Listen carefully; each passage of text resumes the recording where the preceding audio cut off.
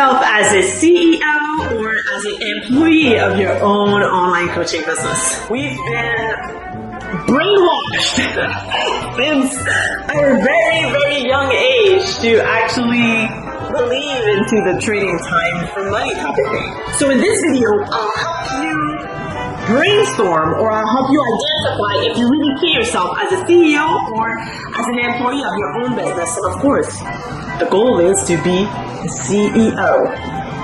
Listen to this. First thing that you need to evaluate, how do you act about business? Do you tend to do everything? Do you tend to take charge? Do you tend to want to control every single aspect of it?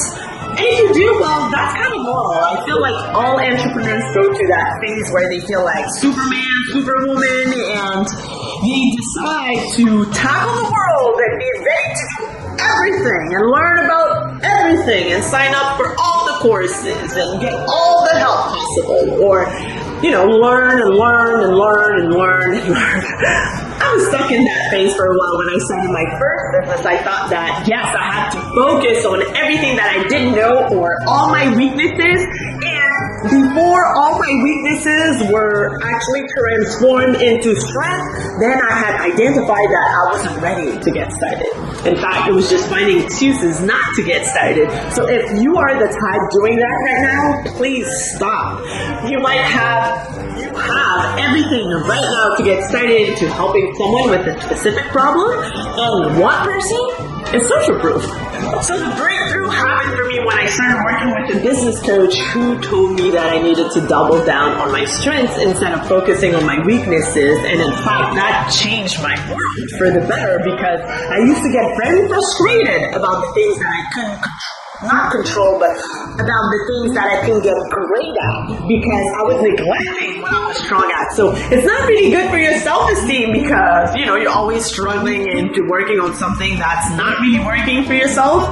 And yes, bottom line, you're not in the right headspace, and you don't have the right energy, and you don't attract the right people because you're not focused and you're not at your full potential. So please, if you're doing that, and right now you are focusing too much on your weaknesses, then forget about it. Just hire some help to patch those weaknesses and double down on what you are great at.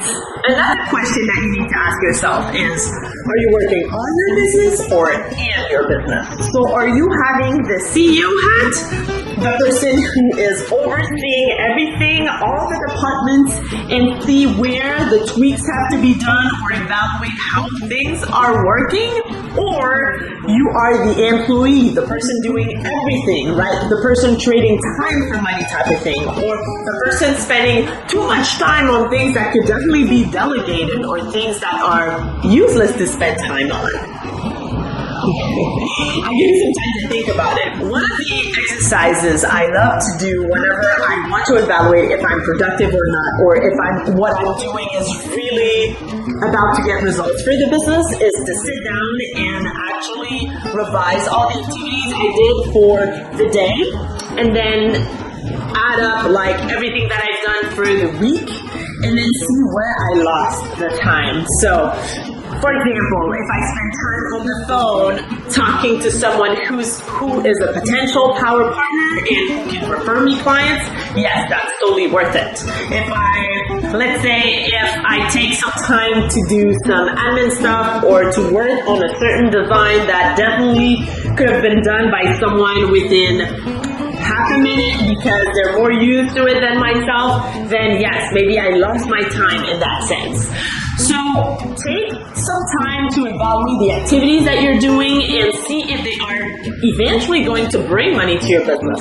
Okay, so if you're on the sales call, of course it's worth it because it's directly connected to you generating money for your business. So you understand the idea here. The exercise is always fun to do. Try to see where you're losing time and where you should put more focus on.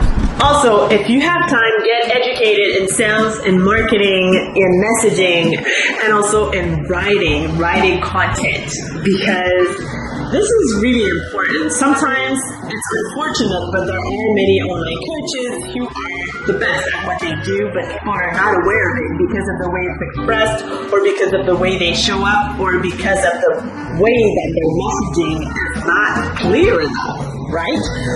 So take great care and time in perfecting these skills, and even eventually when you hire help for these specific skills, you know exactly what to look for. And if you have resources, if you have money to invest right now into coaching and into getting help for the several aspects that you don't feel that you are the best at, go for it. When you choose that person you want to work with, I would tell you though to be aware of their values, to be aware of the experience that people had working with them, to be aware of the type of results that you should expect working with them, and to actually feel good about that decision. Now that I just expressed how to choose the perfect person to work with, well, there are also 3 specific questions that you can ask people to make sure that they are your dream client. Click here to watch this video.